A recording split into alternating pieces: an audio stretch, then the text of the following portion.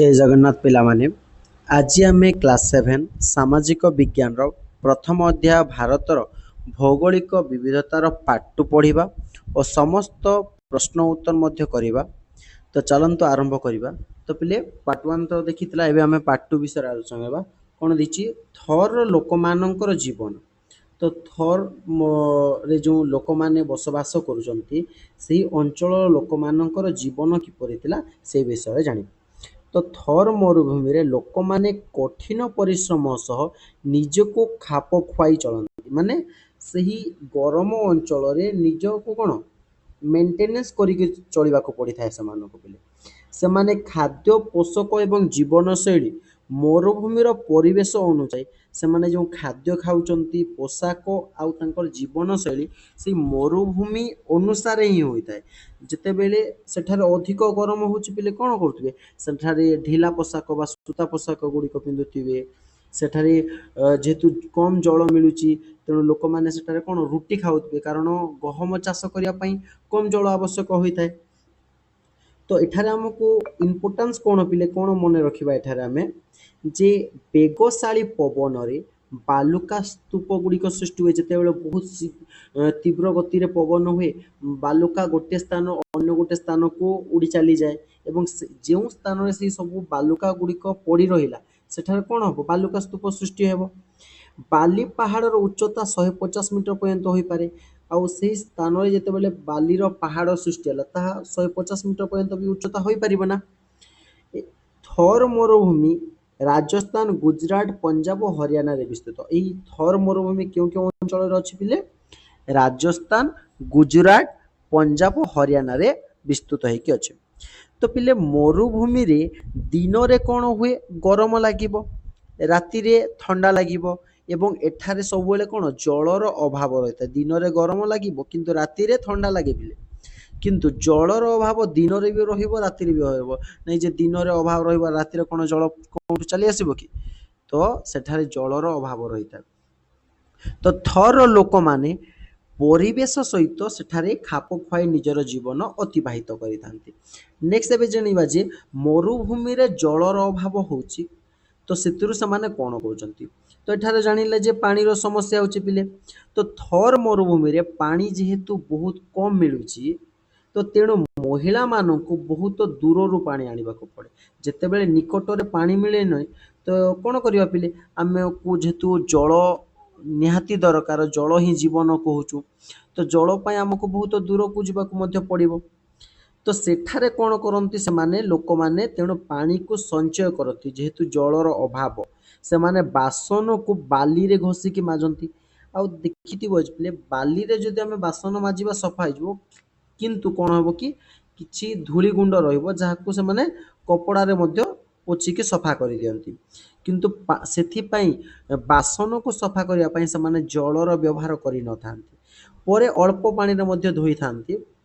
तो व्यवहृत पानी को पुणी थे बगीचा इत्यादि रे व्यवहार करती जो मैला पानी रहिला से पानी को नष्ट करते ना से जल को कौन करेंगे बगीचा रे दे देबे जहाँफल से मैला पानी रे भी गछ बंची पारिबो नुहे जे आमको गछ को बंचिबा पई सफा पानी दरकार गछ पई जल दरकार सफा कि मैला से किछि नाही पिले।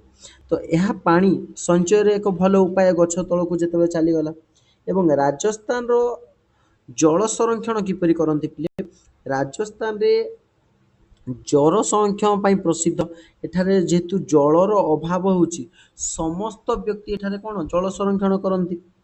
तो वर्षा जल जेते बेले होची सेही सब जल को से माने कौन करंती संग्रह करंती पई टंका किंबा कुंड नामक गोटे जलाशय तैयारी करंती जलाशय माने जोठी के जल नेकी जमा करिवे तो से माने वर्षा जल को संग्रह करिवे कुंड रे एवं यही जल पीवा एवं घरोई काम से जल को व्यवहार करती जेहेतु से अंचल कौन जलर अधिक अभाव देउची पिले तो से माने नुहे जे जल नष्ट कर चलिए। एबे जानिबा जे आरावली पर्वत विषय किछि। तो आरावली पर्वत पिले केउठी अछि आरावली पर्वत थर मरुभूमिर पूर्व को जदि आमे देखिबा थर मरुभूमिर पूर्व रे आमे आरावली पर्वत को देखि परिबा। तो यार विशेषता कौन आरावलीर तो पृथ्वीर सबुठारु आरावली पर्वत होउची पृथ्वीर सबुठारु प्राचीन पर्वत श्रेणी मानक मध्य गोटे माने सबुठारु पुराणा पर्वत होची आरावली पिले। तो यार बयस प्राय 250 नियुत वर्ष बोलिकी कहा जाए। 250 नियुत वर्ष किंबा ताठारु मध्य अधिक। एवं एठारे सर्वोच्च शिखर विषय जानिबा। तो आरावलीर सर्वोच्च शिखर रे कोन अछि पिले माउंट आबू जाको गुरु शिखर बोलिकी कहा जाए। माउंट आबू ये आरावली पर्वत रे अवस्थित अछि एवं यार उच्चता प्राय 1700 मीटर। तो एबे जदि आमे यार भौगोलिक परिवर्तन जानिबा पिले तो माउंट आबूर अल्प दूर रे कोन अवस्थित अछि पिले जोधपुर अछि। माउंट आबूर अल्प दूर रे कोन जोधपुर अछि एवं माउंट आबू एई पहाड़टी ठंडा अंचल किंतु जोधपुर बहुत गरम होय पिले। तो माउंट आबू रे काहे कि ठंडा होय जानिथिबो जे जेतेबेले पहाड़ अछि सेपटे कोन सूर्यंकर किरण एपट अंश एपटे को सूर्य किरण जाई परिबो नाही। तो एपटे कोन होला तो ठंडा रहिबो सूर्यंकर किरण जेतेले पहुंची पारिबो नाही। किंतु एइपटे जदि अंचल अछि एपटे कोन होछि सूर्यंकर किरण पाई पारुछि तो एपटे कोन हुए गरम हुए। तेणु माउंट आबू पहाड़िया अंचल जोगु ठंडा रुहे किंतु जोधपुर पहाड़ नाही। तेणु सेठारे गरम हुए एवं मरुभूमि सृष्टि होछि। तो पिला माने ठीक से बुझी पारुछ तो जदि पिला माने वीडियोटी भलो लागुछि तेले चैनल टी को लाइक कर दियो। पिला माने वीडियोटी को लाइक कर देले किछि खर्च होबनी तुमरो। तो नेक्स्ट देखिबा पिले अल्प दूर एही परी भौगोलिक परिवर्तन एक विशेष वैशिष्ट्य पिले। तो बे नेक्स्ट देखिबा जे आरावली पर्वत विषय आउ किछि। तो आरावली पर्वत जो अछि ए पर्वतटी केउ केउ राज्य देकी जाइछि। तो आरावली पर्वत देखिबा जे दिल्ली हरियाणा राजस्थान एवं गुजरात अंचल देकी पिला माने जाइछि। तो बोले बुझी पारुछ तो आरावली पर्वत क्यों राज्य गुड़िक अच्छे दिल्ली हरियाणा राजस्थान और गुजरात अंचल। तो एबे आरावली गुरुत्व कौन पिले। तो एबे आमे जानिबा जे आरावली पर्वतर गुरुत्व कौन पिला माने। तो आरावली पर्वतर गुरुत्व कौन पिले यह उत्तर पश्चिम भारतर भूगोल एवं जलवायु को प्रभावित करे पिले। तो ये कौन जलवायु को प्रभावित करुचे ना जेतेबेले सूर्यंकर किरण ए पार्श्व को आसी पारु नाही तो ये अंचल कौन रोचे एपटे ठंडा रोचे सूर्यंकर किरण एपटे पार्श्व रे पाइले। एवं जेतेबेले मौसमी पवन आसुची जेतेबेले मौसमी पवन आसीबो पहाड़र अपर पार्श्व को जाई पारिबो नाही से पवन। तो सेई पवन से पहाड़र तल अंचल रे कोन अधिक वर्षा हेबो एवं अन्य पार्श्व रे कम वर्षा हेबो। तो ये भूगोलर जलवायु को मध्य प्रभावित कला। यह कौन करुची थर मरुभूमि को पूर्व दिगरु बढ़िबारु रोकुची। थर मरुभूमि कौन पूर्व जो मरुभूमि बढ़ी पारंता ताहाको रक्षा करुची। तेणु यह एक प्राकृतिक प्रतिबंधक भाव रे काम करुची। कौन प्रतिबंधक का पाई ए मरुभूमि को बढ़िबा को देउ नाही आरावली पर्वत। एबे जानिबा जामे खनिज संपद कौन पिले। आरावली पर्वतमाला रे बहुत सारा खनिज पदार्थ मिली पारिबो। जेपरि कौन कौन मिली पारिबो पिले ए पर्वत रे आमे मार्बल ग्रानाइट दस्ता जहाको आमे जिंक कहूचु तंबा बा कफर ए सब हमको मिली पारिबो। तो एबे आमे जानिबा जे जवार दस्ता खनि कौन पिले। तो आमे जदि राजस्थान को जिबा राजस्थान रे जवार दस्ता खनि प्राय 800 वर्ष पुराना पिले। ए जवार दस्ता खनिटी 800 वर्ष पुराना एवं भारतीय माने प्रथमे एही उन्नत प्रणाली रे दस्ता निष्कासन करथिले एठार प्रथम उन्नत प्रणाली रे। एबे आमे जानिबा जे ऐतिहासिक दुर्ग गुड़िक कौन कौन थिला। तो आरावली अंचल रे अनेक सारा प्रसिद्ध दुर्ग गुड़िक अछि जेमिति कि चित्तौड़ दुर्ग कुंभलगढ़ रणथंबर ए सब दुर्ग गुड़िक थिला बिले। एही दुर्ग गुड़िक कौन करुथिला शत्रु को आक्रमण रु सुरक्षा दिया जाउथिला निर्माण करथिला। तो पहाड़ अंचल रे कले दुर्ग कौन होथिला जहा फल रे सेही पर्वत उपरे थिबा लोक माने बा सेना माने तळे थिबा शत्रु मान को देखि पारिबे एवं निज अंचल को कौन सुरक्षा दे पारिबे। तेणु दुर्ग गुड़िक पहाड़ उपर गुड़िक करा जाउथिला। एबे आमे जानिबा जे उपद्वीपीय मालभूमि कौन पिले। तो मालभूमि कौन पिले जे चारि पाखर भूमि ठारू उच्च एवं समतल भूमि को मालभूमि कहबा। यानी उच्च थिबो एवं समतल थिबो चारि पाखरे सेही भूमि को आमे मालभूमि कहि थाउ। एहार पार्श्व साधारणतः कौन ढालू किंबा खड़ा भलिया होई थाए ढालू किंबा ଖଡ଼ା ଭଳିଆ। ଏବେ ଆମେ ଜାଣିବା ଯେ ଉପଦ୍ୱୀପ କ'ଣ ପିଲେ? ଉପଦ୍ୱୀପ କାହାକୁ କହିବା? ଯେତେବେଳେ ତିନି ପାର୍ଶ୍ୱରେ ଜଳ ଘେରି ରହିଥିବ ଓ ଭୂମିକୁ ଓ ଗୋଟିଏ ପାର୍ଶ୍ୱରେ ସ୍ଥଳଭାଗ ଥାଏ ତାକୁ ଆମେ କ'ଣ ଉପଦ୍ୱୀପ କହୁ। ଯେମିତିକି ଆମ ଭାରତ ପିଲେ, ଯଦି ଆମେ ଭାରତକୁ ଦେଖିବା, ଏଇଭଳିଆ ଆମ ଭାରତ ଯେଉଁ ହୋଇଛି, ଏପଟେ କ'ଣ, ଏପଟେ ଆମର କ'ଣ ଦକ୍ଷିଣ ମହାସାଗର ଅଛି, ପୂର୍ବରେ ଅଛି ବଙ୍ଗୋପ ଏବଂ ପଶ୍ଚିମରେ ଆରବ ସାଗର ଅଛି, କିନ୍ତୁ ଉତ୍ତରରେ କ'ଣ ଅଛି? ହିମାଳୟ ପର୍ବତ ଅଛି ନା, ହିମାଳୟ ପିଲେ। ତ ଏହାକୁ ଆମେ କ'ଣ ଏକ ଉପଦ୍ୱୀପ ବୋଲିକି କହିପାରିବା। ଉପଦ୍ୱୀପୀୟ ମାଳଭୂମି ଗୁଡ଼ିକ କହିଲେ କ'ଣ ପିଲେ? ଏହା ଭାରତର ମଧ୍ୟ ଏବଂ ଦକ୍ଷିଣ ଭାଗରେ ଅବସ୍ଥିତ ଏବଂ ଏ ଭାରତର ସବୁଠାରୁ ପୁରାତନ ମାଳଭୂମି ଅଟେ। ଯେମିତିକି ଏହାର ତିନି ପାର୍ଶ୍ୱରେ କ'ଣ ରହିଛି? ସମୁଦ୍ର ଗୁଡ଼ିକ ରହିଛି। ପୂର୍ବରେ ରହିଛି ବଙ୍ଗୋପସାଗର, ପଶ୍ଚିମରେ ଆରବ ସାଗର ଏବଂ ଦକ୍ଷିଣ ରହିଛି ଭାରତ ମହାସାଗର ଏବଂ ଉତ୍ତରରେ କ'ଣ ରହୁଛି? ଉତ୍ତରରେ ହିମାଳୟ ପର୍ବତ ଅଛି। ତେଣୁ ଏହାକୁ ଆମେ କ'ଣ କହିପାରିବା? ଏହାକୁ ଆମେ ଏକ ଉପଦ୍ୱୀପ ବୋଲିକି କହିଥାଉ ନା ପିଲାମାନେ। ଏବେ ନେକ୍ସଟ ଜାଣିବା ଯେ ପଶ୍ଚିମ ଘାଟ ପର୍ବତମାଳା କ'ଣ ଦେଖିବା ପିଲାମାନେ। ସୋ ଏହି ମାଳଭୂମିର ଦୁଇ ପାର୍ଶ୍ୱରେ କ'ଣ ପଶ୍ଚିମ ଘାଟ ଏବଂ ପୂର୍ବ ଘାଟ ଅଛି। এই পর্বত ଯେଉଁ ଅଛି ସେ ପର୍ବତର ଉଭୟ ପାର୍ଶ୍ୱରେ ଅଛି ନା ପଶ୍ଚିମ ଘାଟ ଏବଂ ପୂର୍ବ ଘାଟ। ତ ପଶ୍ଚିମ ଘାଟ ରେ ଅଧିକ ଉଚ୍ଚ ଏବଂ ବର୍ଷା ସମୟରେ ଅନେକ ଜଳପ୍ରପାତ ଦେଖାଯାଏ। ପଶ୍ଚିମ ଘାଟରେ କ'ଣ ବର୍ଷା ସମୟରେ ଅନେକ ଜଳପ୍ରପାତ ଦେଖାଯାଏ ଏବଂ ପଶ୍ଚିମ ଘାଟର ଉତ୍ତର ଭାଗକୁ ଆମେ ସହ୍ୟାଦ୍ରି ବୋଲିକି କହିଥାଉ। ପଶ୍ଚିମ ଘାଟ ଯେଉଁ ଅଛି ତାର ଉତ୍ତର ଭାଗକୁ ଆମେ ସହ୍ୟାଦ୍ରି କହୁଛୁ। ସେଇଭଳି ପୂର୍ବ ଘାଟ ପଶ୍ଚିମ ଘାଟରୁ କମ୍ ଉଚ୍ଚ। ତ କମ୍ ଉଚ୍ଚ ବୋଲେ ସେଠାରେ କ'ଣ ନଦୀ ଦ୍ୱାରା ଖଣ୍ଡ ଖଣ୍ଡ ହେଇଯାଉଛି ପିଲେ। କମ୍ ଉଚ୍ଚ ଏବଂ ନଦୀ ଗୁଡ଼ିକ କ'ଣ କରୁଛି? ପୂର୍ବ ଘାଟକୁ ଖଣ୍ଡ ଖଣ୍ଡ କରିଦେଉଛି। ତ ଏବେ ଆମେ ଜାଣିବା ଯେ ଡେକାନ ମାଳଭୂମି। ତ ଡେକାନ ମାଳଭୂମି କ'ଣ ପିଲେ? ତ ପୂର୍ବ ଘାଟ ଏବଂ ପଶ୍ଚିମ ଘାଟ ମଧ୍ୟରେ ଏକ ବିଶାଳ ଉଚ୍ଚ ଭୂମି ଅଛି। এই ପୂର୍ବ ଘାଟ ଏବଂ ପଶ୍ଚିମ ଘାଟ ମଧ୍ୟରେ ଗୋଟେ ବିଶାଳ ଉଚ୍ଚ ଭୂମି ଅଛି। ସେଇ ଉଚ୍ଚ ଭୂମିକୁ ଆମେ ଡେକାନ ମାଳଭୂମି ବୋଲିକି କହିଥାଉ। ତ ଏଥିରେ ଆମେ ଥିବା ପ୍ରମୁଖ ନଦୀ ଗୁଡ଼ିକ ବିଷୟରେ ଜାଣିବା ପିଲେ। ତ କେଉଁ ସବୁ ପ୍ରମୁଖ, ତ ଏଥିରେ ଥିବା ଆମେ ପ୍ରମୁଖ ନଦୀ ଗୁଡ଼ିକ ଦେଖିବା, ଯେମିତିକି ଗୋଦାବରୀ, କୃଷ୍ଣା, କାବେରୀ, ଏହିସବୁ ନଦୀ ଗୁଡ଼ିକ ଏଠାରେ ଅବସ୍ଥିତ ଅଛି ପିଲେ। ଏହି ନଦୀ ଗୁଡ଼ିକ ପଶ୍ଚିମରୁ ପୂର୍ବକୁ ପ୍ରଭାବିତ ହୋଇଥାଏ ଏବଂ ଏହିସବୁ ନଦୀ ଗୁଡ଼ିକ ଯୋଗୁଁ କ'ଣ ହେଉଛି? କୃଷି ଏବଂ ପାନୀୟ ଜଳର ଯୋଗାଣ କରୁଛନ୍ତି। ଏବେ ଆମେ ନେକ୍ସଟ ଜାଣିବା ଯେ ଉପଦ୍ୱୀପୀୟ ମାଳଭୂମିର ଗୁରୁତ୍ୱ କ'ଣ ପିଲେ। ଏ ଯେଉଁ ଉପଦ୍ୱୀପୀୟ ମାଳଭୂମି ଅଛି ତାହାର ଆମେ ଫିଚର୍ସ କିଛି ଜାଣିବା। ଯେମିତିକି ମାଳଭୂମିର ମହତ୍ତ୍ୱ ହେଉଛି ଏହି ମାଳଭୂମି ଗୁଡ଼ିକ ଖଣିଜ ସମ୍ପଦ, ଜଙ୍ଗଲ ଏବଂ ଉର୍ବର ଭୂମି ପାଇଁ ପ୍ରସିଦ୍ଧ। ଏଠାରେ ଖଣିଜ ସମ୍ପଦ ମିଳିବ, ଜଙ୍ଗଲ ଏବଂ ଉର୍ବର ଭୂମି ରହୁଛି। ଏହା ଭାରତର ଅର୍ଥନୀତିରେ ମଧ୍ୟ କ'ଣ ବହୁତ ଗୁରୁତ୍ୱପୂର୍ଣ୍ଣ ପିଲେ। ତ ଏଥିରେ ଥିବା ନଦୀ ଗୁଡ଼ିକ ଯଦି ଆମେ ଜାଣିବା ନଦୀ ଗୁଡ଼ିକ ବିଷୟରେ, ମାଳଭୂମି ପୂର୍ବ ଦିଗରୁ ଢାଲୁ ଅଛି। ତ ଏଠାରେ ଅଧିକାଂଶ ନଦୀ ଗୁଡ଼ିକ ଅଛି ଆଉ ଏସବୁ ଅଧିକାଂଶ ନଦୀ ଯାଇକି କେଉଁଠି ମିଶେ ପିଲେ? ଅଧିକାଂଶ ନଦୀ ବଙ୍ଗୋପସାଗରରେ ପଡ଼େ।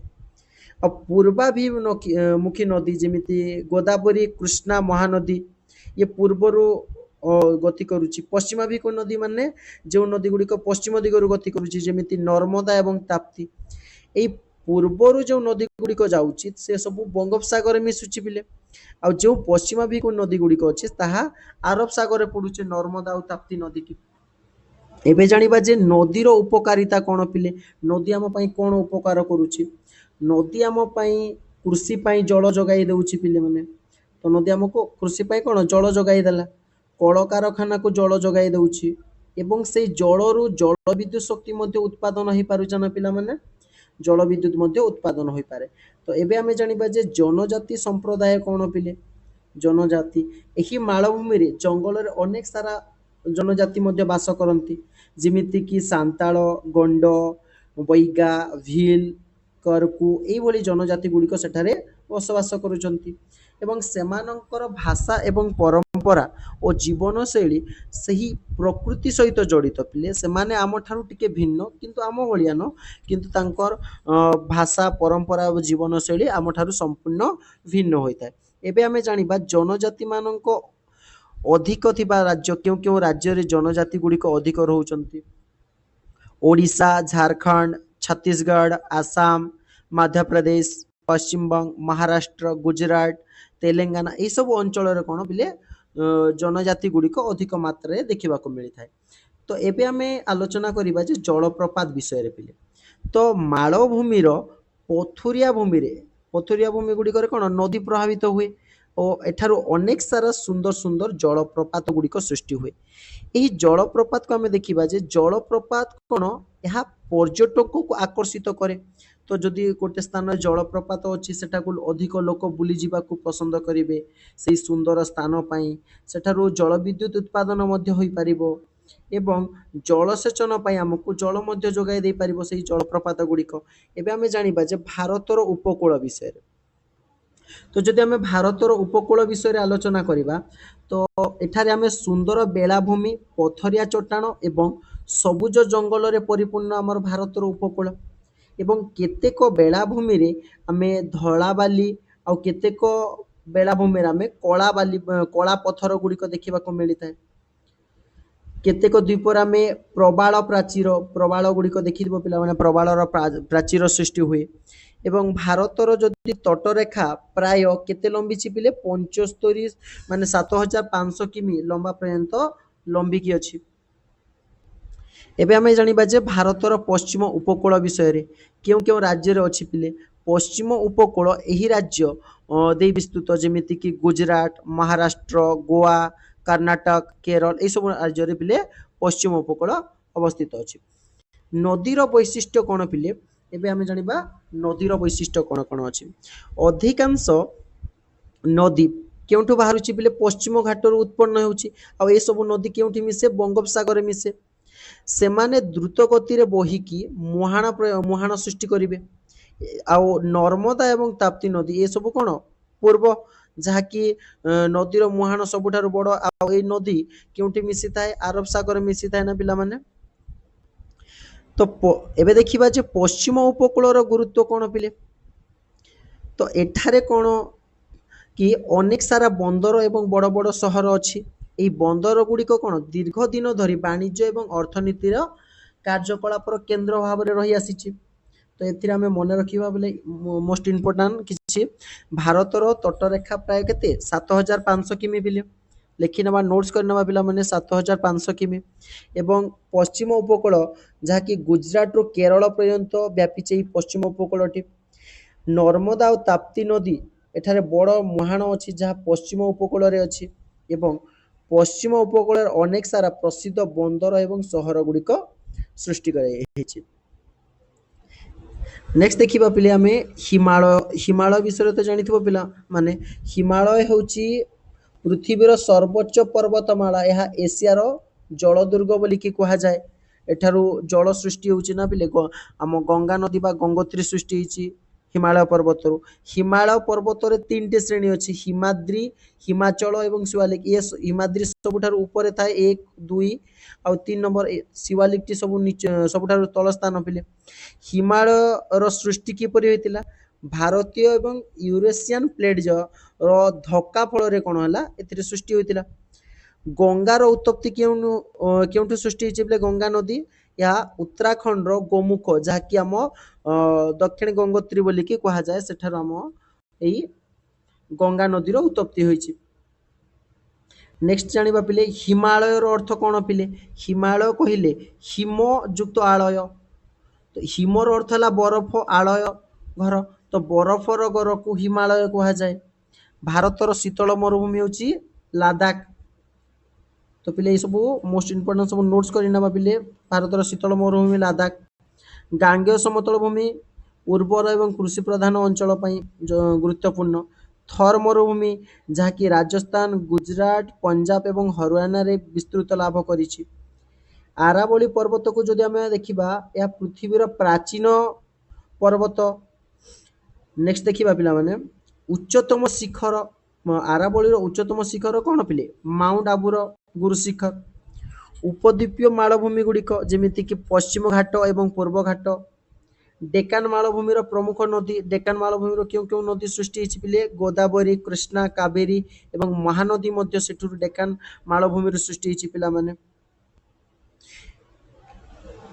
भारतर तटरेखा पिले केते एबे लिखिदिला 7500 किमी पश्चिम उपकूल जहाँकि मुहाण पाई प्रसिद्ध ପୂର୍ବ ଉପକୂଳ କ'ଣ ତ୍ରିକୋଣ ମରୁଭୂମି ବା ଯାହାକୁ ଆମେ ଡେଲ୍ଟା କହିଥାଉ। ଭାରତର ଦୁଇ ପ୍ରମୁଖ ଦ୍ୱୀପପୁଞ୍ଜ ହେଉଛି ଲାକ୍ଷାଦ୍ୱୀପପୁଞ୍ଜ ଏବଂ ଆଣ୍ଡାମାନ ନିକୋବର ଦ୍ୱୀପପୁଞ୍ଜ। ବୁଝିଯାଉଛି ନା, ଲାକ୍ଷାଦ୍ୱୀପପୁଞ୍ଜ ଏବଂ ଆଣ୍ଡାମାନ ନିକୋବର ଦ୍ୱୀପପୁଞ୍ଜ। ଲାକ୍ଷାଦ୍ୱୀପପୁଞ୍ଜରେ ଏଠି 36ଟି ପ୍ରବାଳ ଦ୍ୱୀପ ଗୁଡ଼ିକ ରହିଛି। ଆଣ୍ଡାମାନ ନିକୋବରରେ ଏଠାରେ 500ରୁ ବି ଅଧିକ ଦ୍ୱୀପ ଗୁଡ଼ିକ ଅଛି ପିଲାମାନେ। ପଶ୍ଚିମ ଘାଟ କ'ଣ ୟୁନେସ୍କୋ ବିଶ୍ୱ ଐତିହାସିକ ସ୍ଥଳ ପଶ୍ଚିମ ଘାଟ ଏବଂ ହିମାଳୟର ସର୍ବୋଚ୍ଚ ଶିଖର ହେଉଛି ମାଉଣ୍ଟ ଏଭରେଷ୍ଟ ପିଲାମାନେ। ଏବେ ଯଦି ଆମେ ଆଣ୍ଡାମାନ ନିକୋବର ଦ୍ୱୀପପୁଞ୍ଜ ବିଷୟରେ ଜାଣିବା, ଏହା ହେଉଛି ଭାରତର ସମୁଦ୍ରର ସୁରକ୍ଷାର ଜାଗ୍ରତ ପ୍ରହରିଆ। ସେଲୁଲାର ଜେଲ୍ କ'ଣ ଆଣ୍ଡାମାନରେ ଅବସ୍ଥିତ ଏକ ସ୍ୱାଧୀନ ସଂଗ୍ରାମୀ ମାନଙ୍କ ପାଇଁ ବନ୍ଦୀଶାଳା, ଯାହାକୁ ଆମେ ସେଲୁଲାର ଜେଲ୍ ବୋଲିକି କହିଥାଉ। ଭାରତର ଏକମାତ୍ର ଜୀବନ ଆଗ୍ନେୟଗିରି ହେଉଛି ବ୍ୟାରେନ୍ ଦ୍ୱୀପ। ମନେ ରଖିଥିବ ପିଲେ, ଜୀବନ୍ତ ଆଗ୍ନେୟଗିରି ହେଉଛି ବ୍ୟାରେନ୍ ଦ୍ୱୀପ। ଏ ପିଲେ ସର୍ଟ କ୍ୱେଶ୍ଚିନ୍ ପାଇଁ ମୋଷ୍ଟ ଇମ୍ପୋର୍ଟାଣ୍ଟ ପିଲେ ସବୁ ଯାକ ନୋଟ୍ସ କରିନିଅ। ସୁନ୍ଦରବନ ଯାହାକି ଗଙ୍ଗା ବ୍ରହ୍ମପୁତ୍ର ଏବଂ ତ୍ରିକୋଣ ଭୂମିରେ ଅବସ୍ଥିତ ଏବଂ ଆହୁରି ସୁନ୍ଦରବନ ଭାରତ ଓ ବାଂଲାଦେଶ ଉଭୟ ଦେଶରେ ଅଛି। ୟୁନେସ୍କୋର ବିଶ୍ୱ ଐତିହାସିକ ସ୍ଥଳ ବୋଲିକି କୁହାଯାଏ। ସୁନ୍ଦରବନ ପ୍ରସିଦ୍ଧ ପ୍ରାଣୀ ହେଉଛି ରୟାଲ ବେଙ୍ଗାଲ ଟାଇଗର ପିଲେ। ଓଡ଼ିଶାର ଉପକୂଳରେ ସୁନ୍ଦରବନ ଯାହାକି ଆମର କ୍ଷୁଦ୍ର ସୁନ୍ଦରବନ। ସୁନ୍ଦରବନର ପ୍ରମୁଖ ବୃକ୍ଷ ଗୁଡ଼ିକ ହେଲା ସୁନ୍ଦରୀ ବା ହେନ୍ତାଳ। ସୁନ୍ଦରବନର ପ୍ରମୁଖ ପ୍ରାଣୀ ଏଠାରେ କେଉଁ କେଉଁ ପ୍ରାଣୀ ରହୁଛନ୍ତି? ଘଡ଼ିଆଳ, କୁମ୍ଭୀର, ହରିଣ, ଅଲିଭ୍ ରିଡେଲ୍ କଇଁଛ ଏବଂ ବିଭିନ୍ନ ପ୍ରକାର ପକ୍ଷୀମାନେ ବାସ କରିଥାନ୍ତି। ତ ଏବେ ଦେଖିବା ଯେ ଉତ୍ତର ପୂର୍ବ ପାହାଡ଼ ସମୂହ ବିଷୟରେ ଜାଣିବା ପିଲେ। ଭାରତର ଉତ୍ତର ପୂର୍ବ ଭାଗରେ କେଉଁ କେଉଁ ପର୍ବତ ଅଛି ପିଲେ? ଗାରୋ, ଖାସି ଏବଂ ଜୟନ୍ତିଆ ପାହାଡ଼ ଅଛି। ଏହି ପାହାଡ଼ ଗୁଡ଼ିକ ମେଘାଳୟର ମାଳଭୂମିରେ ଅଛି ପିଲେ, ଗାରୋ, ଖାସି, ଜୟନ୍ତିଆ। ଏହି ଅଞ୍ଚଳରେ ବହୁତ ସାରା ବର୍ଷା ହୁଏ, ସେଥିପାଇଁ ଏଠାରେ ଘନ ଜଙ୍ଗଲ, ସବୁଜ ପ୍ରଭୃତି ଏବଂ ସୁନ୍ଦର ସୁନ୍ଦର ଝରଣା ମଧ୍ୟ ଦେଖିବାକୁ ମିଳିଥାଏ। ତ ପୃଥିବୀର ସର୍ବାଧିକ ବର୍ଷା ହେଉଥିବା ସ୍ଥାନ ମାନଙ୍କ ମଧ୍ୟରୁ ମେଘାଳୟ ହେଉଛି ଏକ। ତ ଏଠାରେ ଅଧିକାଂଶ ବର୍ଷା ହୁଏ ପିଲାମାନେ। ତ ପିଲେ ଏବେ ନେକ୍ସଟ ଦେଖିବା ଯେ ଏଠାରେ ଅନେକ ପ୍ରକାର କ'ଣ ବନ୍ୟପ୍ରାଣୀ ମଧ୍ୟ ଦେଖିବାକୁ ମିଳେ ଏବଂ ଏଠାରେ ଭୂମିରୂପ ଉର୍ବର ଥିବାରୁ ଏଠାରେ କୃଷି ମଧ୍ୟ ଭଲ ହୋଇଥାଏ ପିଲେ, ଚାଷ କାର୍ଯ୍ୟ ମଧ୍ୟ ସୁବିଧା ହୋଇପାରେ। ତ ଖାସି ଜନଜାତିର ଲୋକମାନେ ଏଠାରେ ଦେଖା ଦିଅନ୍ତି। ସାତ ସୁକ୍ ମିନସମ୍ ଏହି ଉତ୍ସବଟି ପାଳନ କରାଯାଏ ମେଘାଳୟ ଅଞ୍ଚଳରେ ପିଲେ ଏବଂ ମେଘାଳୟର ବୃକ୍ଷର ଜୀବନ୍ତ ଚେରରେ ତିଆରି ହୋଇଥିବା ଏକ ପ୍ରାକୃତିକ ସେତୁ ମଧ୍ୟ ପ୍ରସିଦ୍ଧ ଏଠାରେ। ତ ଏବେ ଏଠାରେ କ'ଣ ମନେ ରଖିବା ପିଲେ ମୋଷ୍ଟ ଇମ୍ପୋର୍ଟାଣ୍ଟ, ସୋ ମେଘାଳୟରେ ଥିବା ପ୍ରମୁଖ ପାହାଡ଼ ଗୁଡ଼ିକ ଗାରୋ, ଖାସି, ଜୟନ୍ତିଆ ଅବସ୍ଥିତ କେଉଁଠି? ମେଘାଳୟରେ ପିଲେ, ଏସବୁ ମେଘାଳୟରେ ଅଛି। ତାର ବିଶେଷତା କ'ଣ? ମେଘାଳୟର ଅଧିକ ବର୍ଷା ହୁଏ, ଘନ ଜଙ୍ଗଲ ଦେଖାଦିଏ, ସୁନ୍ଦର ସୁନ୍ଦର ଝରଣା ଏବଂ ଜୀବଜନ୍ତୁ ଚେର ସବୁ ଉର୍ବର ଭୂମି ସୃଷ୍ଟି କରୁଛନ୍ତି। ତ ନେକ୍ସଟ ଦେଖିବା ପିଲେ ମାୱାଲିନୋଙ୍ଗୋ ବା କ୍ଲିନ୍ ଭିଲେଜ ବୋଲିକି କୁହାଯାଏ। ତ କ୍ଲିନ୍ ଭିଲେଜ କ'ଣ ଦେଖିବା? ମାୱାଲିନୋଙ୍ଗୋ ଗ୍ରାମ କି ମେଘାଳୟର ଖାସି ପାହାଡ଼ର ପୂର୍ବ ଭାଗରେ ଅବସ୍ଥିତ ପିଲେ, ଖାସି ପାହାଡ଼ର ପୂର୍ବ। ଏହାକୁ ଏସିଆର ସବୁଠାରୁ ସ୍ୱଚ୍ଛ ଗ୍ରାମ ବୋଲିକି କୁହାଯାଏ। ପରୀକ୍ଷାରେ ପ୍ରଶ୍ନ ଆସିବ ଯେ ଏସିଆର ସବୁଠାରୁ ସ୍ୱଚ୍ଛ ଗ୍ରାମ କ'ଣ? ତ ପିଲେ ଏହା ମେଘାଳୟର ଖାସି ପାହାଡ଼ର କେଉଁପଟେ ଅଛି? ପୂର୍ବ ଭାଗରେ ଅଛି। ଏହି ଗ୍ରାମରେ ଲୋକମାନେ ସବୁବେଳେ କ'ଣ ପରିଷ୍କାର ଏବଂ ପରିଚ୍ଛନ୍ନତା ରହନ୍ତି ଏବଂ ବାଉଁଶରେ ତିଆରି ଡଷ୍ଟବିନ୍ ଗୁଡ଼ିକ ବ୍ୟବହାର କରନ୍ତି ଓ ସେମାନେ ପରିବେଶକୁ କ'ଣ ସୁରକ୍ଷା ଦିଅନ୍ତି ଏବଂ ଜୀବନଯାପନ କରନ୍ତି। ସେମାନେ ସ୍ୱଚ୍ଛ ଭାବରେ ରହିବା ପାଇଁ ପସନ୍ଦ କରନ୍ତି। ଏଠାରେ ବୃକ୍ଷ ଜୀବନ୍ତ ଚେରରେ ତିଆରି ଚେର ସେତୁ ଦେଖିବାକୁ ମିଳେ। ଏହି ସେତୁ ତଳ ଦେଇ ନଦୀ ଗୁଡ଼ିକ ବହି ଯାଉଛି ପିଲେ। ଏବେ ଆମେ ଏଠାରୁ କ'ଣ ଶିଖିଲା ପିଲେ? ତ ଭାରତର ମହାଦେଶର ଏକ ଅଂଶ। ଭାରତରେ ହିମାଳୟ, ସମତଳ ଭୂମି, ମରୁଭୂମି, ମାଳଭୂମି ଓ ବିଭିନ୍ନ ସମୁଦ୍ର ଭଳି ବିଭିନ୍ନ ଭୂପ୍ରକୃତି ଗୁଡ଼ିକ ରହିଛି। ନଦୀ ଗୁଡ଼ିକୁ ସମତଳ ଭୂମିକୁ କିପରି ଜଳ ଯୋଗାଉଛି ଏବଂ କିପରି କୃଷିରେ ସହାୟତା କରୁଛି ଜାଣିପାରିଲା। ଏହି ବିଭିନ୍ନ ଭୂପ୍ରକୃତି, ଉଦ୍ଭିଦ, ପ୍ରାଣୀ ଏବଂ କୃଷି ଜୀବନଶୈଳୀ ବିଷୟରେ ଆମେ ବହୁତ କିଛି ସଂସ୍କୃତି ସମୃଦ୍ଧି ଘଟଣା କିଛି ଜାଣିବାକୁ ମିଳିଲା। ଆଉ କ'ଣ ମିଳିଲା ପିଲେ? ଭାରତର ଯେଉଁ ଭୌଗୋଳିକ ବୈଶିଷ୍ଟ୍ୟ ଆମ ସଭ୍ୟତାରୁ କିପରି ବିକାଶ କରୁଛି ସେଇ ମଧ୍ୟରେ ମଧ୍ୟ ଆମେ ଜାଣିପାରିଲା ସେଇ ବିଷୟରେ। ପିଲାମାନେ ଏହି ପାଠର କିଛି ପ୍ରଶ୍ନ ଉତ୍ତର ବି ଦେଇଛି ଏଇ ନୋଟ୍ସରେ କରିନେମା ପିଲେ। ତ ପ୍ରଶ୍ନ କ'ଣ ଦେଇଛି, ତୁମ ମତରେ ଭାରତର ଦୁଇଟି ଗୁରୁତ୍ୱପୂର୍ଣ୍ଣ ଭୌଗୋଳିକ ବୈଶିଷ୍ଟ୍ୟ କ'ଣ ଏବଂ ସେଗୁଡ଼ିକୁ ଗୁରୁତ୍ୱପୂର୍ଣ୍ଣ ବୋଲିକି କାହିଁକି ଭାବୁଛ? ତ ମୋ ମତରେ ଯଦି ଭାରତର ଦୁଇଟି ଗୁରୁତ୍ୱପୂର୍ଣ୍ଣ ଭୌଗୋଳିକ ବୈଶିଷ୍ଟ୍ୟ ହେଲା, ଏକ ହେଉଛି ହିମାଳୟ ପର୍ବତ ଆଉ ଦ୍ୱିତୀୟରେ ଆସିଯିବ ଉତ୍ତର ସମତଳ ଭୂମି। ତ ହିମାଳୟ ଦେଶ କାହିଁକି ଆମକୁ ଗୁରୁତ୍ୱପୂର୍ଣ୍ଣ ପିଲେ? ହିମାଳୟ ଦେଶ ଶୀତଳ ପବନରୁ ସୁରକ୍ଷା ଦିଏ ଏବଂ ବହୁତ ସାରା ନଦୀର ଉତ୍ସ ବୋଲିକି କୁହାଯାଏ ଏହାକୁ। ତ ଉତ୍ତର ସମତଳ ଭୂମି ଉର୍ବର ହୋଇଥିବାରୁ ଏଠାରେ କ'ଣ ସମତଳ ଭୂମିରେ ଉର୍ବର ମୃତ୍ତିକା ଯୋଗୁଁ ସେଠାରେ ଭଲ କୃଷି ହୁଏ। ତେଣୁ ଦୁଇଟି ବୈଶିଷ୍ଟ୍ୟ ଏ ହେଉଛି ତାର ଗୁରୁତ୍ୱପୂର୍ଣ୍ଣ। ଏବେ ଆମେ ଜାଣିବା ଯେ ଯଦି ହିମାଳୟ ନଥାନ୍ତା ଭାରତ କିପରି ଦେଖାଯାଆନ୍ତା ବୋଲି ତୁମେ ଭାବୁଛ? এই ସମ୍ବନ୍ଧରେ ଗୋଟେ ସଂକ୍ଷିପ୍ତ ଟିପ୍ପଣୀ ଲେଖ ବୋଲିକି କହିଛି। ଯଦି ହିମାଳୟ ନଥାନ୍ତା ପିଲେ ଏସିଆରେ ଶୀତଳ ପବନ ସିଧାସଳଖ କ'ଣ ହୁଅନ୍ତା? ଭାରତକୁ ଆସିଯାଆନ୍ତା, ଯାହାଫଳରେ ବର୍ଷା କମ୍ ହୋଇଥାନ୍ତା ଏବଂ ବଡ଼ ବଡ଼ ନଦୀ ସୃଷ୍ଟି ହୋଇନଥାନ୍ତା। ଏହାର ପ୍ରଭାବରେ କୃଷି ଏବଂ ଜଳଜୀବନ କ'ଣ ନଷ୍ଟ ହୋଇଯିବ। ଯେତେବେଳେ ସିଧାସଳଖ ପବନ ଏ ପାହାଡ଼ ଯେଉଁ ଛେକୁଛି ଏ ପବନ ଗୁଡ଼ିକୁ, ଏ ପବନ ସିଧାସଳଖ ପଳେଇ ଆସିବ, ଯାହାଫଳରେ କ'ଣ ବର୍ଷା ଏଠାରେ ଯେଉଁ ବର୍ଷା ହେଉଛି ପାଣି ଏଇ ଶୀତଳ ପବନ ଯୋଗୁଁ ଏଠାରେ ବର୍ଷା ସୃଷ୍ଟି ହେଲା, ଯାହାଫଳରେ ଏଥିରେ ନଦୀ ଗୁଡ଼ିକ ସୃଷ୍ଟି ହେଉଛି। ସେ ନଦୀର ଜଳ ଆମେ ବ୍ୟବହାର ଆସୁଛି, ସେସବୁ ପବନ କ'ଣ ଅନ୍ୟତ୍ର ଚାଲିଯାଆନ୍ତା, ଯାହାଫଳରେ ଜଳର ମଧ୍ୟ ଅଭାବ ହୋଇଥାନ୍ତା। ଏବେ ନେକ୍ସଟ ଦେଖିବା ପିଲେ 3 ନମ୍ବର ପ୍ରଶ୍ନ କ'ଣ ଦେଇଛି, ଭାରତକୁ ଏକ କ୍ଷୁଦ୍ର ମହାଦେଶ କୁହାଯାଏ। ତୁମେ ଯାହା ପଢ଼ିଛ ତାହା ଆଧାରରେ କାହିଁକି ତୁମେ ଏପରି ଭାବୁଛ? ତ ଭାରତରେ ପର୍ବତ, ସମତଳ, ମାଳଭୂମି ଏବଂ ମରୁଭୂମି এই ଉପକୂଳ ଦ୍ୱୀପ ପରି ସମସ୍ତ ପ୍ରକାର କ'ଣ ଭୂପ୍ରକୃତି ଦେଖିବାକୁ ମିଳୁଛି ପିଲାମାନେ। ତ ବିଭିନ୍ନ ଜଳବାୟୁ, ଉଦ୍ଭିଦ ଆଉ ପ୍ରାଣୀ ମଧ୍ୟ ଏଠାରେ ରହୁଛନ୍ତି। ସେଥିପାଇଁ ଭାରତକୁ ଗୋଟେ କ୍ଷୁଦ୍ର ମହାଦେଶ ବୋଲିକି ମଧ୍ୟ କୁହାଯାଇପାରିବ। ନେକ୍ସଟ ଦେଖିବା ଯେ ପିଲେ ଓଡ଼ିଶାରେ ଯେକୌଣସି ଗୋଟେ ନଦୀର ଉତ୍ପତ୍ତି ସ୍ଥଳ ସମୁଦ୍ରରେ ମିଶିବା ପର୍ଯ୍ୟନ୍ତ ଅନୁସରଣ କର ଏବଂ ଲୋକମାନେ ନଦୀକୁ କି କି ଉପାୟରେ ବ୍ୟବହାର କରନ୍ତି କହିପାରିବ? ତ ଦେଖିବା ପିଲାମାନେ, ମହାନଦୀ ଛତିଶଗଡ଼ର ସିହ୍ୱାୱା ପାହାଡ଼ରୁ ଆସିଛି ପିଲେ। ଏଠାରୁ ଉତ୍ପନ୍ନ ନଦୀ, ଏଇ ନଦୀ କ'ଣ କରେ ବଙ୍ଗୋପସାଗରରେ ମିଶୁଛି। କେଉଁଠାରେ ମିଶୁଛି? ବଙ୍ଗୋପସାଗରରେ। ଏହାର ଜଳ ଦ୍ୱାରା ଆମେ ଚାଷ, ପାନୀୟ ଜଳ, ଜଳବିଦ୍ୟୁତ ଉତ୍ପାଦନ କରିପାରୁଛୁ, ମାଛ ଚାଷ ଏବଂ ନୌକା ପରିବହନ ମଧ୍ୟରେ ହୋଇଥାଏ। ନେକ୍ସଟ ଦେଖିବା ବେଲେ ପରବର୍ତ୍ତୀ ପ୍ରଶ୍ନ କ'ଣ ଦେଇଛି, ଭାରତର ଦକ୍ଷିଣାଂଶକୁ କାହିଁକି ଏକ ଉପଦ୍ୱୀପୀୟ ମାଳଭୂମି କୁହାଯାଉଛି ପିଲେ? ଭାରତର ଦକ୍ଷିଣ 3 ପଟୁ କ'ଣ ସମୁଦ୍ର ଘେରି ରହିଛି ପିଲାମାନେ। ତ ଏହାର ପ୍ରାଚୀନ କଠିନ ଶିଳାରେ ଗଠିତ ଏବଂ ମାଳଭୂମି, ସେଥିପାଇଁ ଏହାକୁ ଆମେ ଉପଦ୍ୱୀପୀୟ ମାଳଭୂମି ବୋଲିକି କହୁଛୁ। ନେକ୍ସଟ ପ୍ରଶ୍ନ କ'ଣ ଦେଇଛି ପିଲେ, ଯେ ଏହି ଅଧ୍ୟାୟରେ ୟୁନେସ୍କୋ ଦ୍ୱାରା ଘୋଷିତ କେଉଁ ଐତିହାସିକ ସ୍ଥଳୀଟି ତୁମକୁ ଅତ୍ୟନ୍ତ ଭଲ ଲାଗେ ପିଲେ ଏବଂ ତାର ଆକର୍ଷଣୀୟ ବର୍ଣ୍ଣନା କର?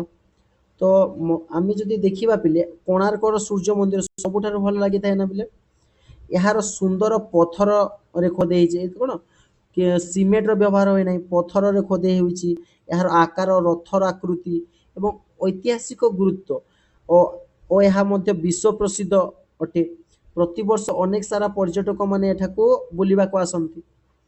ନେକ୍ସଟ ଦେଖିବା ପିଲେ, ଭାରତର ପ୍ରାକୃତିକ ଏବଂ ରାଜନୈତିକ ମାନଚିତ୍ରକୁ ଦେଖି ବର୍ତ୍ତମାନ ତୁମେ କେଉଁ ସ୍ଥାନରେ ରହିଛ ତାହା ଚିହ୍ନଟ କର ଏବଂ ସେହି ସ୍ଥାନର ଭୌତିକ ଲକ୍ଷଣ ଗୁଡ଼ିକ ବର୍ଣ୍ଣନା କର ବୋଲଛି। ତ ମୁଁ ଓଡ଼ିଶାରେ ରହୁଛି ପିଲା। ଆମେ କେଉଁଠି? ଓଡ଼ିଶାରେ ରହୁଛୁ। ମୁଁ ପୂର୍ବ ଭାଗରେ ଅବସ୍ଥିତ। ଏଠାରେ ସମତଳ ଭୂମି ଗୁଡ଼ିକ ଅଛି, ନଦୀ, ଉପକୂଳ ଅଞ୍ଚଳ ଏବଂ ଉଷ୍ଣ ଜଳବାୟୁ ଦେଖିବାକୁ ମିଳେ ଏବଂ କୃଷି ଏବଂ ମତ୍ସ୍ୟ ଚାଷ ମଧ୍ୟ ଏଠାରେ ପ୍ରମୁଖ ପିଲେ। ନେକ୍ସଟ ଦେଖିବା ଯେ ଗୋଟିଏ ନିର୍ଦ୍ଦିଷ୍ଟ ଋତୁରେ ଉପଲବ୍ଧ ପନିପରିବାକୁ କିପରି ଅନ୍ୟ ଋତୁରେ ଆମେ ଶୁଖାଇ ସଂରକ୍ଷଣ କରାଯାଏ ଏକ ପ୍ରକଳ୍ପ ପ୍ରସ୍ତୁତି କର ବୋଲିକି କହିଛି ପିଲେ। ତ ଦେଖିବା ଆମେ ପ୍ରତ୍ୟେକ ପନିପରିବାକୁ ଧୋଇକି ଛୋଟ ଛୋଟ ଖଣ୍ଡ କରି କ'ଣ କରିବା? ଖଣ୍ଡ ଖଣ୍ଡ କରିଦେବା ଏବଂ ପରେ ତାହାକୁ ଖରାରେ ଭଲ ଭାବରେ କ'ଣ ଶୁଖାଇଦେବ ଏବଂ ସମ୍ପୂର୍ଣ୍ଣ ଶୁଖିଗଲେ ତାକୁ ଏକ ବାୟୁରୋଧକ ପାତ୍ର, ଯେଉଁ ପାତ୍ରକୁ ବାୟୁ ଯାଇପାରିବ ନାହିଁ ସେଇ ପାତ୍ର ରଖିବା, ନଚେତ୍ ସେ ଖାଦ୍ୟ କ'ଣ ହେଇଯିବ? ନଷ୍ଟ ହୋଇଯିବ। ତ ଏହା ଦ୍ୱାରା ଦୀର୍ଘ ଦିନ ପର୍ଯ୍ୟନ୍ତ ଆମେ ସେ ପନିପରିବାକୁ ସଂରକ୍ଷଣ ରଖିପାରିବା ଆଉ ପରବର୍ତ୍ତୀ ସମୟରେ ବ୍ୟବହାର ମଧ୍ୟ କରିପାରିବା। ନେକ୍ସଟ ଦେଖିବା ଲାଷ୍ଟ ପ୍ରଶ୍ନ ବିଲେ, ତ ବହୁ ବିଭିନ୍ନାଞ୍ଚଳ ପର୍ବତ ମରୁଭୂମି ସମତଳ ଭୂମି ଉପକୂଳ ସତ୍ତ୍ୱେ ଭାରତ ଗୋଟିଏ ଦେଶ ହୋଇ ରହିଛି। ଭୂଗୋଳ ଭାରତୀୟମାନଙ୍କୁ ଗୋଟିଏ ସୂତ୍ରରେ ଏକତ୍ର କରିବାରେ କିପରି ସାହାଯ୍ୟ କରୁଛି? ତ ବୁଝି ନେବା ପିଲେ ଶେଷ ପ୍ରଶ୍ନ। ଭାରତର ବିଭିନ୍ନ ଅଞ୍ଚଳ ନଦୀ ସଡ଼କ ରେଳପଥ ବାଣିଜ୍ୟ ମାଧ୍ୟମରେ କ'ଣ ହେଉଛି ପରସ୍ପରକୁ ଯୋଡ଼ି ହେଉଛି। ତ ଏହା ଦ୍ୱାରା ଲୋକମାନେ କ'ଣ ମଧ୍ୟରେ କ'ଣ ସଂସ୍କୃତି ଏବଂ ବ୍ୟବସାୟ ସମ୍ପର୍କ ମଧ୍ୟ ବୃଦ୍ଧି ପାଉଛି। ସେଥିପାଇଁ ବିଭିନ୍ନତା ଥିଲେ ମଧ୍ୟ ଭାରତରେ କ'ଣ ଏକତା ରକ୍ଷା କରୁଛି। ଏସବୁ ସତ୍ତ୍ୱେ ମଧ୍ୟ ସମସ୍ତେ ମିଳିମିଶି ରହୁଛନ୍ତି। ତ ପିଲାମାନେ ଏହା ଥିଲା ପାର୍ଟ 2 ଭିଡ଼ିଓଟିଏ। ତ ପିଲାମାନେ ଭିଡ଼ିଓଟି ଯଦି ଭଲ ଲାଗିଥାଏ ଚ୍ୟାନେଲଟିକୁ ଲାଇକ୍ କମେଣ୍ଟ ଓ ସେୟାର କରନ୍ତୁ ଓ ଭିଡ଼ିଓଟି ଭଲ ଲାଗିଥିଲେ ଚ୍ୟାନେଲକୁ ସବସ୍କ୍ରାଇବ୍ କରିଦିଅନ୍ତୁ, ଯାହାଫଳରେ ମୋର ସମସ୍ତ ଭିଡ଼ିଓ ତୁମ ପାଖରେ ପହଞ୍ଚିଯିବ। ତ ଜୟ ଜଗନ୍ନାଥ ପିଲାମାନେ।